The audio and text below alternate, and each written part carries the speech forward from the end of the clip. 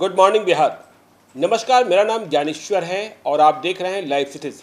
देखिए, हम लगातार चर्चा कर रहे हैं बिहार विधानसभा चुनाव 2020 2020 में टिकटों की रेस की। कोरोना की लड़ाई चल रही है, लेकिन साथ में चुनाव की तैयारियां भी चल रही हैं।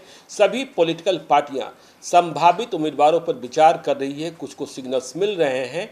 तो ऐसे में चुनाव की चर्चाओं से हम बच नहीं सकते हैं। तो आज टिकटों की रेस में हम चर्चा करेंगे बांका जिले की 5 विधानसभा क्षेत्रों की। लेकिन इसके पहले बांका की ख्याति बता दें। बांका के बारे में आप जानते हैं कि यहाँ का मंदार पर्वत बहुत ही प्रसिद्ध है। बौंसी मेला यह भी बड़ा पॉपुलर है। और राजनीतिक रूप से यदि हम बात करें तो बांका ने बहुतों को स्थान दिया है। मधु लिमये यहाँ से चुनाव लड़ने आए, जॉर्ज फर्नांडिस चुनाव लड़े, चंद्रशेखर सिंह बिहार के बाद में मुख्यमंत्री भी बने और दिग्विजय सिंह को लेकर ख्याति भी आप जानते हैं। तो बांका जिले में 5 विधानसभा क्षेत्र हैं। अमरपुर, जिस पर अभी जेडीयू का कब्जा है, कटोरिया आरजेडी का कब्जा है, धौरैया जेडीयू का कब्जा है, बेलहर में देखिए 2015 में जेडीयू जीता था, लेकिन बाद में जब गिरिधारी यादव बांका के सांसद बन गए, उपचुनाव हुआ, तो यहाँ आरजेडी का कब्जा हुआ। बांका जो सदर का क्षेत्र है, जिला मुख्यालय का क्षेत्र है, वहाँ बीजेपी का कब्जा है। तो अब एक एक विधानसभा क्षेत्र में जो टिकटों की रेस चल रही है उसके बारे में हम चर्चा करेंगे। सबसे पहले चर्चा अमरपुर विधानसभा क्षेत्र की। तो देखिए, अमरपुर विधानसभा क्षेत्र में अभी जदयू के जनार्दन मांझी चुनाव जीते हुए हैं। 73,707 मत, 73,707 मत आए थे इन्हें 2015 के चुनाव में। और इनसे चुनाव हारे थे मृणाल शेखर बीजेपी के, जिन्हें 61,934 मत आए थे। याद रखिए, 2015 में जेडीयू महागठबंधन का हिस्सा था, बीजेपी एनडीए का प्रमुख अंग है, तो लीड करता है। अब 2020 में क्या होगा? क्या यह सीट फिर से जेडीयू के खाते में रहेगी? जनार्दन मांझी, ये मांझी दलित वाले नहीं हैं, ये लवकुश वाले हैं। इनकी उम्र हो गई है 76 ईयर। तो लोग कहते हैं कि इन्हें रिटायरमेंट मिलना चाहिए। इसी आधार पर बीजेपी दावेदारी कर रही है। बीजेपी ने भी 2015 में मजबूती से चुनाव लड़ा था महागठबंधन के खिलाफ। दूसरी बात है कि चुनाव में शिकस्त मिली थी और जनार्दन मांझी ही चुनाव जीते थे। देखिए, अमरपुर को इसलिए भी लोग जानते हैं, वेदानंद सिंह यहाँ से लगातार चुनाव लड़ते रहे, हार भी गए थे। तो होना क्या है? तो लोग कहते हैं कि देखिए, जेडीयू जनार्दन मांझी को यदि उम्र की सीमा का ख्याल नहीं रखा गया तो फिर से चुनाव लड़ा सकती है, अंतिम चुनाव उनका हो सकता है। पर भाजपा कह रही है कि नहीं। देखिए, अब देखिए, बिहार में करीब बराबर सीटों पर चुनाव लड़ने की बात हो रही है। जेडीयू के खाते में कुछ अधिक सीटें होंगी, तो बीजेपी कह रही है कि हमें कुछ सीटें चाहिए। तो उम्मीदवारी और दावेदारी चल रही है। बीजेपी में मृणाल शेखर फिर से दावेदार हैं और मृणाल शेखर के बारे में आपको पता है कि इनकी पत्नी भागलपुर नगर निगम की कभी पहले डिप्टी मेयर रही हैं, अभी बाद काउंसलर हैं। और जनार्दन मांझी तो जेडीयू से हैं ही। तो ये बीजेपी का हाल है। कई लोग चर्चा कर देते हैं। देखिए, अब इस चर्चा में बहुत दम नहीं मानते हैं, क्योंकि घोषणा जो होनी है दिग्विजय सिंह के फैमिली से होनी है। लोग कहते हैं कि पुतुल सिंह की बेटी श्रेयसी सिंह भी चुनाव लड़ना चाहती है, लेकिन ये घोषणा कहीं से है नहीं। ये बांका के चौक चौराहे से लेकर पटना तक की चर्चाओं में इस बात की चर्चा होती है। तो देखिए, आपको हमने बताया बीजेपी और जदयू का। अब यदि हम महागठबंधन में बात कर लें तो देखिए, आरजेडी जो है, यहाँ कई उम्मीदवार हैं। सुरेंद्र प्रसाद सिंह कुशवाहा पहले भी चुनाव लड़े हैं, विधायक रहे हैं। 2015 में भी चुनाव लड़ गए थे, टिकट नहीं मिलने के बाद भी 2,864 मत ही आए थे। तो इनकी चर्चा भी हो रही है। राजीव कुशवाहा की चर्चा है, मिथिलेश कुशवाहा की चर्चा है, और रिटायर्ड आईपीएस अधिकारी, पहले डीएसपी थे, बाद में प्रमोट हुए थे, श्रीधर मंडल, वो भी इसी इलाके के रहने वाले हैं। उनकी चर्चा आरजेडी से होती है।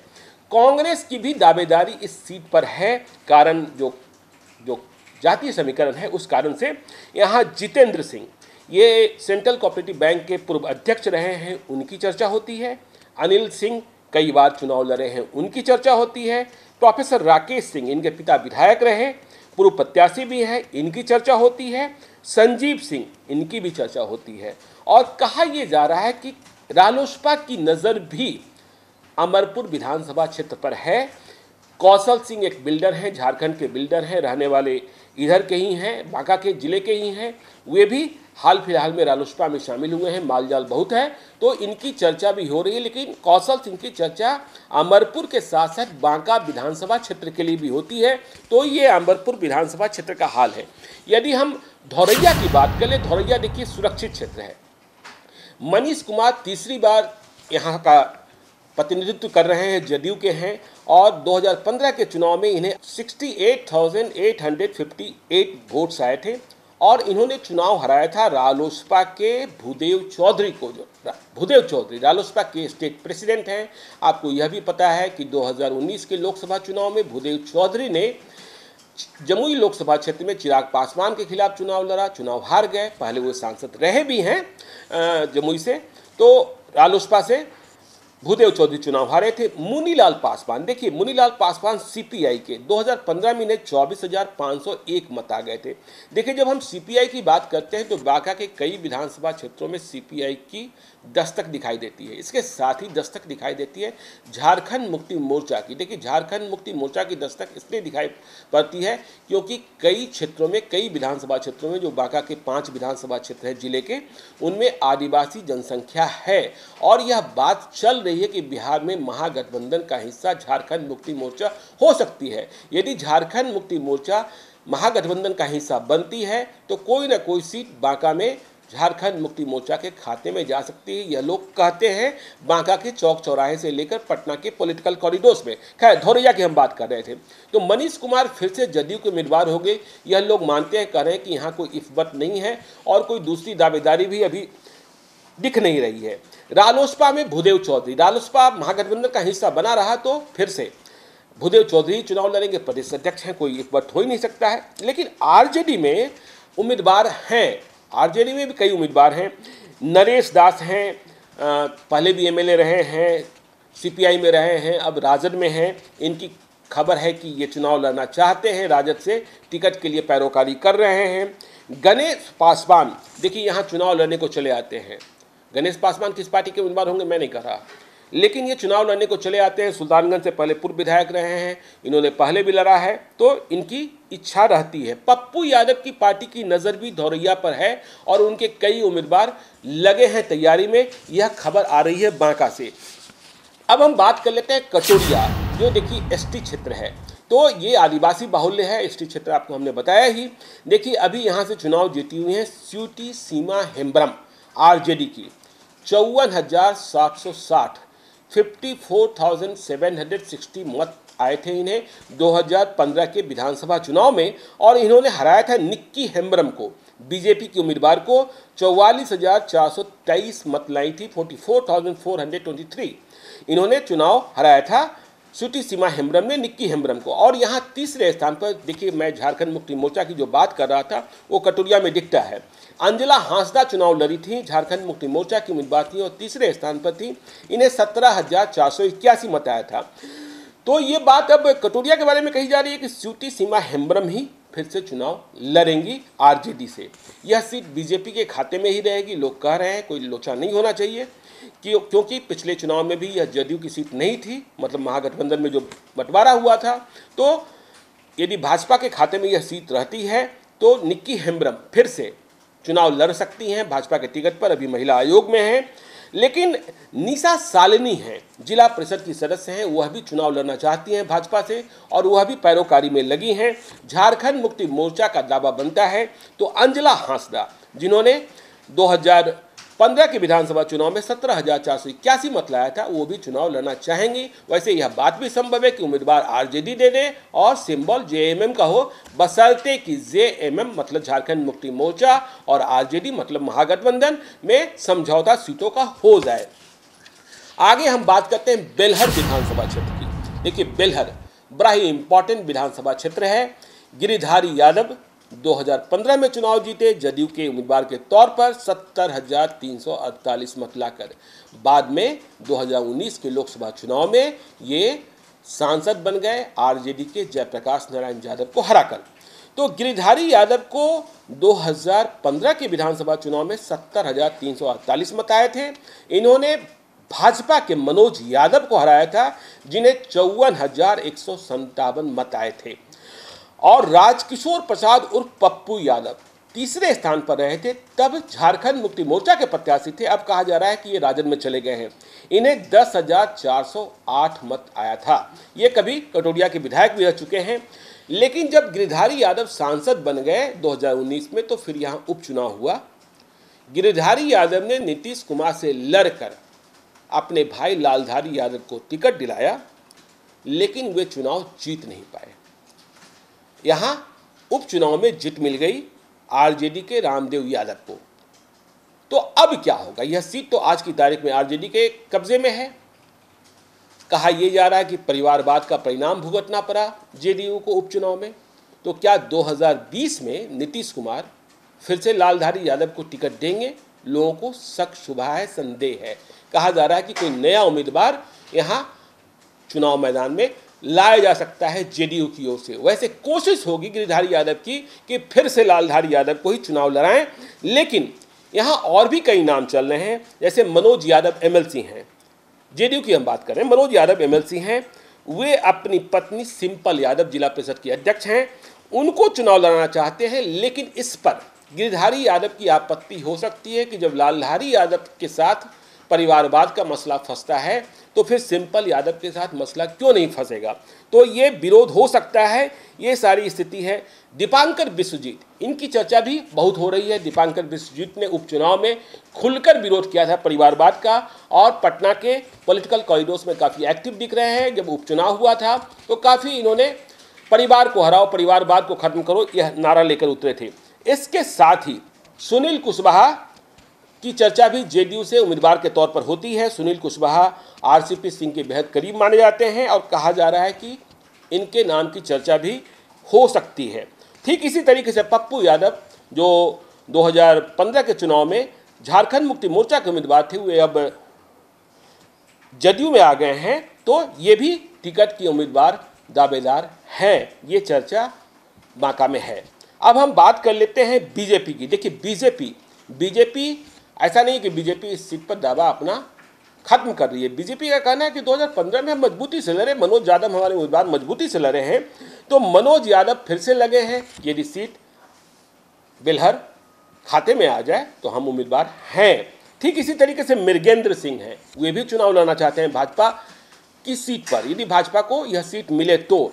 आरजेडी की बात कर ले, आरजेडी में देखिए रामदेव यादव उपचुनाव में जीते हैं, गिरिधारी यादव के भाई को हराया है, जदयू को शिकस्त दी है, और बेलहर का नतीजा निश्चित तौर पर जदयू को और नीतीश कुमार को टीस देता है उपचुनाव का नतीजा कि कैसे हम हार गए। तो रामदेव यादव आरजेडी के सबसे प्रबल उम्मीदवार हैं। वैसे उम्मीदवार यहाँ पहले भी कई रहे हैं। राजेंद्र यादव, ये पहले भी चुनाव लड़ना चाहते थे राजद के टिकट पर, लेकिन टिकट नहीं मिला, फिर भी लगे रहते हैं पार्टी के लिए। मिठन यादव की चर्चा होती है। इंडिपेंडेंट, यहाँ नंद किशोर पंडित का भी बहुत शोर है। नंद किशोर पंडित वैसे हैं, लेकिन इनका शोर बहुत है कि ये चुनाव लड़ेंगे ही लड़ेंगे। तो ये बेलहर का हाल है। अब हम बांका पर हम चले आते हैं। बांका, देखिए बांका भाजपा की सीट रही है। राम नारायण मंडल चुनाव लड़ते रहे, जीतते रहे, 2015 में भी जीते। यहाँ लड़ाई पिछले 30 वर्षों से राम नारायण मंडल बनाम जावेद इकबाल अंसारी की रही है। कभी कोई जीता है, कभी कोई जीता है।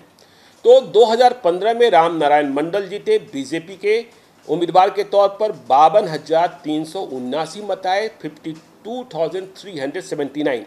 लेकिन 2015 में चुनाव राम नारायण मंडल बनाम जावेद इकबाल अंसारी का नहीं हुआ, क्योंकि जावेद इकबाल अंसारी जदयू में चले गए थे और बांका की सीट लड़ने को मिल गई थी राजद को। तो राजद ने यहाँ उम्मीदवार बनाया था जफरुल हुदा को। जफरुल हुदा चुनाव हार गए थे, उन्हें 48,649 मत आया था। और यहाँ अजीत कुमार सिंह बसपा के प्रत्याशी थे, उन्हें 16,548 मत आया था। तो अब क्या होगा? देखिए अब जावेद इकबाल अंसारी जो हैं फिर से राजद में आ गए हैं। इनकी सदस्यता, ये रिटायर हुए बिहार विधान परिषद से, और इसके बाद जदयू के विधान पार्षद थे, ये फिर से राजद में शामिल हुए हैं। और कहा जा रहा है कि ये चुनाव लड़ेंगे बांका से। और बीजेपी में राम नारायण मंडल ने किसी को आगे नहीं बढ़ने दिया बांका में।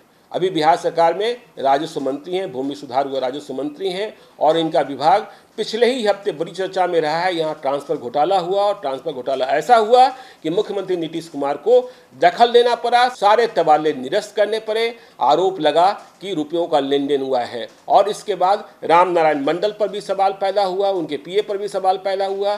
तो कई तरीके की बातें चलती रही, लेकिन रामनारायण मंडल ने किसी को उभरने नहीं दिया है।